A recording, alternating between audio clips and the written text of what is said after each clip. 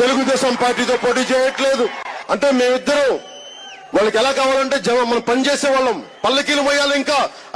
పల్లకీలు ఎంతకాలం మోస్తాం దశాబ్దాలు మోస్తూ ఉన్నాం పల్లకీలు చాలు అలసిపోయాం పల్లకీలు మోసి భుజాలు వలిసిపోయినాయి చాలు వీళ్ళకి పల్లకీలు మోసింది చాలు ముగిస్తాం అవునా చాలు పల్లకీలు మోస్తాం వీళ్ళందరికీ వాళ్ళకి 10 సీట్లు 15 సీట్లు పడేస్తే వాళ్ళు అలా తిరుగుతారండి పవన్ కళ్యాణ్ జనసేన సైనికులు మనల్ని కించపరిచింది అది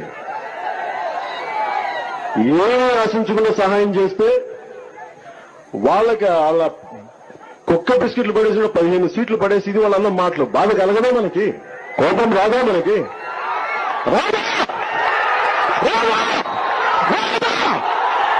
వస్తుంది కానీ అంటే మీరు పడేస్తే భిక్ష వేయడానికి ఏమనుకుంటున్నాం మేము జన సైనికులు ప్రజల కోసం పనిచేసే వాళ్ళం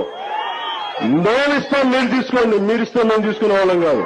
నేను ముఖ్యమంత్రి కావడానికి సిద్ధంగా ఉన్నాను సంసిద్ధంగా ఉన్నాను ఇంత గుండె దమ్ముగా నేను 2019లో కూడా చెప్పలేదు నాకు తెలుసు ఆ సంగతి ఎందుకంటే సత్తా ఉందా లేదా నాకు నేనే ఒక సెల్ఫ్ డౌట్ నాకు ఈ రోజు నేను చెప్తున్నాను సాక్షాత్తు శ్రీపాద శ్రీవల్లభుడు సాక్షిగా చెప్తున్నాను ముఖ్యమంత్రి స్థానం గనుక మీరు ఇస్తే ఆంధ్రప్రదేశ్ ని అత్యంత ఉన్నత నెంబర్ 1 రాష్ట్రంగా దేశంలోనే తీర్చిదిద్దుతాను అన్ని స్థానాల్లో పోటీ చేయడానికి మన దగ్గర 4 దశాబ్దాల సుదీర్ఘమైన అనుభవం ఒక వ్యవస్థలు ఉన్నాయి మన దగ్గర తెలుగుదేశం పార్టీ నాయకుల్లాగా పోల్ మేనేజ్మెంట్ తెలుసా తెలుగుదేశం పార్టీలతోటి మనం పోటీ పడగలమా 800 నుంచి 1000 మంది బూత్ కార్యకర్తలు ఉన్నారా మనకి ప్రతి నియోజకవర్గంలో ఏమున్నాయి మన దగ్గర గౌరవ ముఖ్యమంత్రి శ్రీ నారా చంద్రబాబు నాయుడు గారికి మద్దతు ఇచ్చాను 2014 నుంచి అంటే మన దగ్గర సత్తా లేనప్పుడు అది ఓట్లు చీలకుండా అది ఇస్తే అది ప్రజలకి బలం అవుతుందని 2014 నుంచి నేను అదే పని చేశాను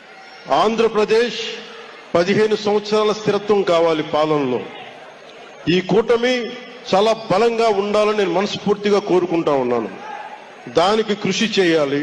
కృషి చేద్దాం చిన్నపాటి తప్పులు ఒప్పులు ఏదైనా ఉంటే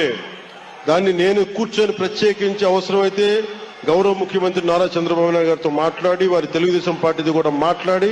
ఏదైనా తప్పు నుండి సరిదిద్దే బాధ్యత కూడా నేను ముందుండి నేను తీసుకుంటాను ఆ మాట మీకు ఇస్తున్నాను ముందుగా వెనకుండి తీసుకోండి ఎక్కడుండి తీసుకున్న మాకేం ఉండదు కానీ మీ ఐడియాలజీ మీ ప్రాగ్మటిజం మీరేమేమి మాట్లాడారో ఒకసారి గుర్తు చేద్దాం